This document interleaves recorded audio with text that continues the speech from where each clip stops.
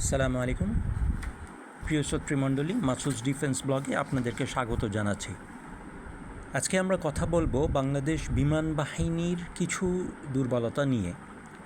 আমরা জানি আমাদের বাংলাদেশ বিমান বাহিনী অত্যন্ত কঠোরতার সাথে, অত্যন্ত নিষ্ঠার সাথে, অত্যন্ত সাফল্যের সাথে বাংলাদেশের আকাশসীমানা সুরক্ষিত রাখার জন্য চেষ্টা করে যাচ্ছে।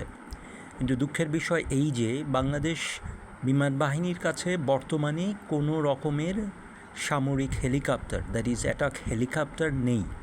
বাংলাদেশ বিমান বাহিনী বেশ পুরনো কিছু মডেলের MI-171 মডেলের হেলিকপ্টারকে যথাক্রমে এটা ছাড়াও যেটা বলতে চাচ্ছি সেটা হচ্ছে বাংলাদেশ বিমান বাহিনী কিছু পুরনো MI-171 হেলিকপ্টারকে অ্যাটাক হেলিকপ্টারে রূপান্তর করার জন্য চেষ্টা করে যাচ্ছে বা হালকা অ্যাটাক হেলিকপ্টারে রূপান্তরিত করেছে। কিন্তু দুঃখের বিষয় এই যে কোনো ডেডিকেটেড অ্যাটাক হেলিকপ্টার বাংলাদেশ বিমান বাহিনীতে সংযুক্ত নেই। এই জন্য এই কথাটা এই মুহূর্তে সবাইকে জানাইতে চাই যে বিশেষ করে ডিজিডিপি মহোদয় এবং মিলিটারি ডক্ট্রিন এবং প্রকিউরমেন্ট বিভাগের সম্মানিত সামরিক বাহিনীর অফিসারবৃন্দের কাছে আমরা বিশেষভাবে জানাতে চাই যে বর্তমানে বাংলাদেশ বিমান বাহিনীতে অ্যাটাক হেলিকপ্টার সংযোজন করা একটি অত্যন্ত জরুরি কাজ। আমাদের বিনীত অনুরোধ থাকবে তাই বাংলাদেশ বিমান বাহিনী যেন টার্কিশ অ্যারোস্পেস ইন্ডাস্ট্রিজের T-129 হেলিকপ্টার, যেটা বাংলাদেশের জন্য সার্বিক অর্থে অত্যন্ত ভালো একটি বিনিয়োগ, এরকম একটি হেলিকপ্টার 24টি পর্যন্ত ক্রয় করে। ভবিষ্যতে এতে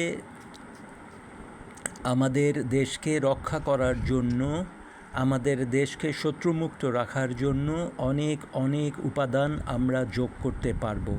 আর এছাড়া টার্কিশ অ্যারোস্পেস ইন্ডাস্ট্রিজের সাথে আমাদের বন্ধুত্ব আরও গাঢ় হবে। এই জন্য আজকে এতটুকুই বলতে চাচ্ছি যে বর্তমানে বাংলাদেশ বিমান বাহিনীতে অত্যন্ত জরুরি ভিত্তিতে ডেডিকেটেড অ্যাটাক হেলিকপ্টার ক্রয় করা আবশ্যক হয়ে দাঁড়িয়েছে। দেখুন, ইউক্রেন রাশিয়া যুদ্ধের কারণে রাশিয়া থেকে এই মুহূর্তে অনেকগুলো অস্ত্রের ডেলিভারি আমরা নাও পেতে পারি। আমাদের অনুরোধ থাকবে যাতে করে ডিজিডিপি মহোদয় বাংলাদেশ বিমান বাহিনীর জন্য T-129 ডেডিকেটেড অ্যাটাক হেলিকপ্টার 24টির মতো ক্রয় করার জন্য আদেশ দান করেন। বাংলাদেশ সেনাবাহিনী, বিজিবি, কোস্টগার্ড, আনসার, পুলিশের প্রত্যেক সদস্যের প্রতি রইল সশ্রদ্ধ সালাম।